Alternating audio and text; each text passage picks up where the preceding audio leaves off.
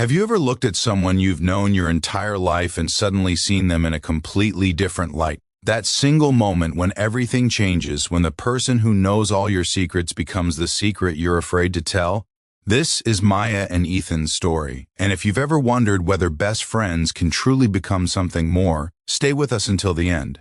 And hey, if you're a believer in unexpected love stories, hit that like button and subscribe because you won't want to miss what happens next. Maya Bennett had known Ethan Cole since they were 7 years old.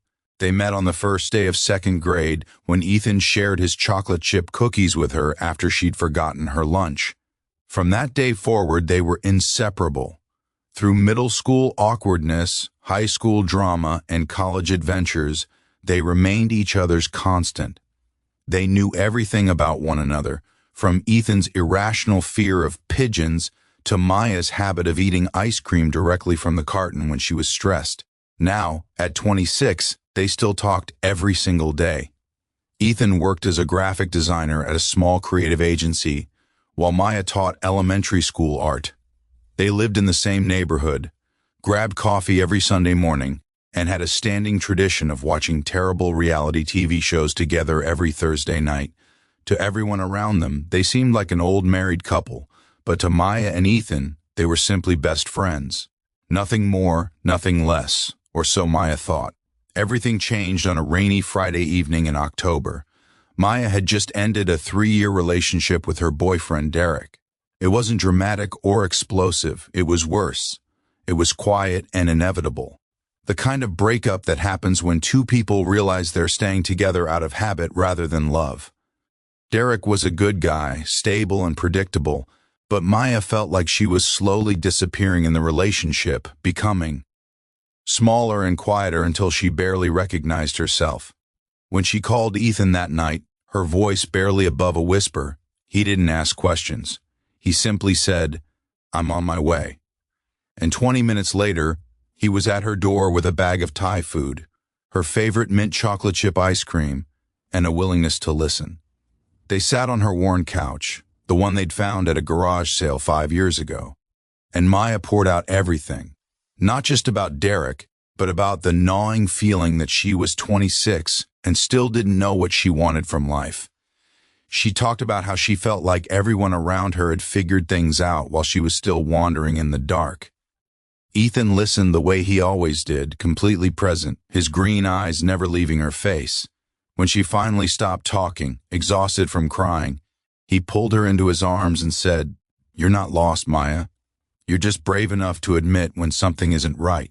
Most people spend their whole lives settling because they're too scared to want more." Something in his voice made her look up. His face was closer than she expected, and for the first time in 19 years of friendship, Maya felt her heart skip. It wasn't the comfortable warmth she always felt around Ethan. This was different, electric, terrifying. She quickly pulled away, blamed it on emotional vulnerability, and changed the subject. But that moment lingered. Over the next few weeks, Maya couldn't shake the strange new awareness of Ethan. She noticed things she'd somehow never paid attention to before. The way his eyes crinkled when he laughed. How he always remembered her coffee order without asking. The fact that he'd rearranged his entire schedule 3 times last month just to help her paint her classroom. When had his smile started making her stomach flip? She convinced herself it was just post-breakup confusion. She was projecting her need for affection onto the safest person in her life. It would pass. Then came the wedding. Their mutual friend Sophie was getting married, and both Maya and Ethan were in the wedding party. At the reception, after the speeches and the cake cutting, a slow song began to play. Ethan extended his hand with an exaggerated bow that made her laugh, and they moved to the dance floor. As they swayed to the music, surrounded by other couples, Maya felt Ethan's hand warm against the small of her back. He hummed along to the song, slightly off-key the way he always did, and Maya felt an overwhelming surge of affection mixed with something deeper, something that made her chest ache. "You okay?" Ethan asked, pulling back slightly to look at her. Maya nodded, not trusting her voice, but Ethan knew her too well. His expression shifted from playful to concerned. "Maya, what's wrong? You've been weird for weeks." I haven't been weird, she protested weakly. You canceled Thursday night TV twice. You never cancel Thursday night TV. Even when you had the flu last year, we still watch from your bed. Talk to me. The song ended, but they remained standing in the middle of the dance floor, other couples moving around them like water flowing past stones. Maya knew she had a choice. She could laugh it off, make an excuse and protect their friendship. Or she could be honest and risk everything. I think I'm falling for you, she whispered, the words barely audible over the music. And I don't know what to do because you're my best friend and I can't lose you, but I can't stop thinking about you and it's driving me crazy. The silence that followed felt eternal. Ethan's expression went through several changes, surprise, confusion, something that might have been fear. Maya felt her heart shattering with each passing second. Then Ethan took her hand and pulled her off the dance floor, through the reception hall, and out into the hotel garden. Under the glow of string lights and the distant sound of celebration, he finally spoke. I've been in love with you since. We were 17, he said, his voice rough with emotion. Junior year. When you got food poisoning at that terrible diner, and I held your hair back all night, and you still managed to make jokes about it. That's when I knew. But you started dating Derek a few months later, and I convinced myself that being your best friend was enough, that loving you from a distance was better than not having you in my life at all. Maya felt tears streaming down her face. Why didn't you say anything? Because I was terrified. Because friendships like ours don't come along every day. Because I couldn't bear the thought of losing you. He cupped her face gently. But when you called me that night after breaking up with Derek, when you were crying and broken, all I could think was that if you gave me the chance, I would spend every day making sure you never felt that way again. What if we ruin everything? Maya asked, voicing the fear that had kept her silent for weeks. What if we don't? Ethan countered. What if we're actually perfect for each other and we've just been too scared to see it? Maya kissed him. It was soft and tentative at first, testing unfamiliar waters. But then Ethan's arms wrapped around her waist, pulling her closer, and the kiss deepened into something that felt both completely new and like coming home. When they finally broke apart, both were breathless. So what happens now? Maya asked. Now we figure it out together, Ethan said, resting his forehead against hers. The way we always do. The transition from best friends to couple wasn't seamless. There were awkward moments, like their first official date when they both felt the pressure to be romantic rather than themselves, and ended up laughing at how ridiculous they were being before ordering pizza and watching action movies like they always did. There were challenges, like learning to argue as partners rather than friends, understanding that disagreements now carried different weight. Their friends had mixed reactions. Some claimed they'd always known it would happen. Others worried openly about what would occur if things didn't work out. Maya's mother cried happy tears and said she'd been waiting for this for 10 years. Ethan's brother made endless jokes about how oblivious they'd both been. The hardest part was the vulnerability. When you date your best friend, there's nowhere to hide. Ethan already knew about Maya's insecurities, her tendency to withdraw when she was hurt, her fear of not being enough. Maya knew about Ethan's childhood trauma, his complicated relationship with his father, his habit of using humor to deflect serious emotions.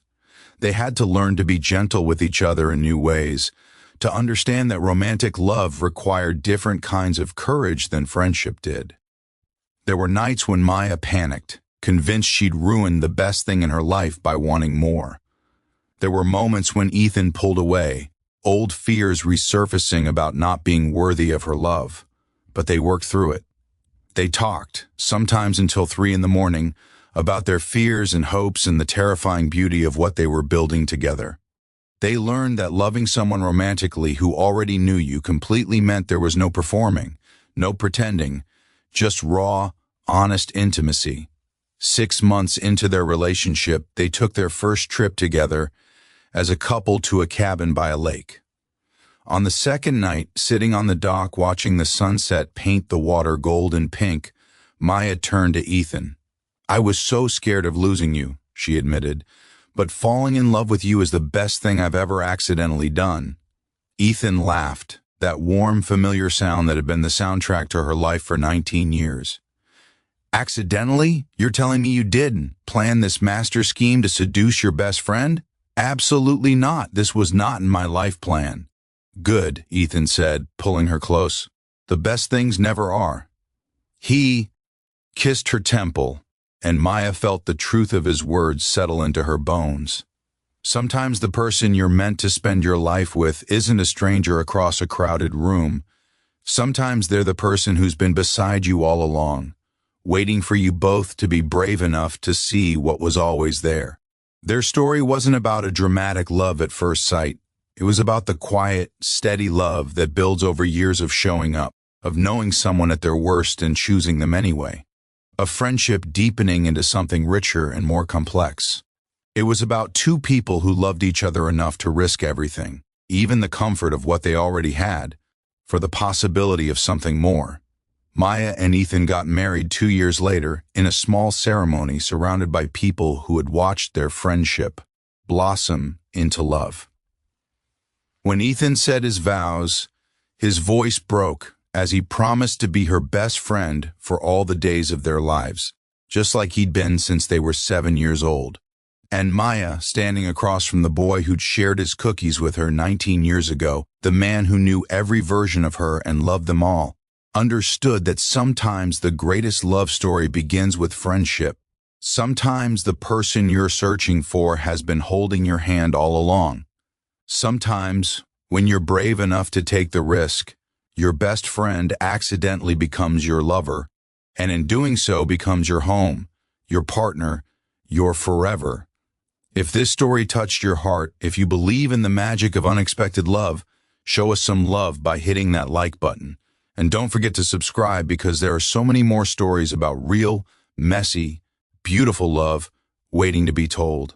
Sometimes the best love stories are the ones we never see coming, the ones that grow slowly in the space between friendship and forever. Thank you for being here, and remember, the person you're meant to love might already be in your life waiting for you to see them differently. Until next time, keep believing in love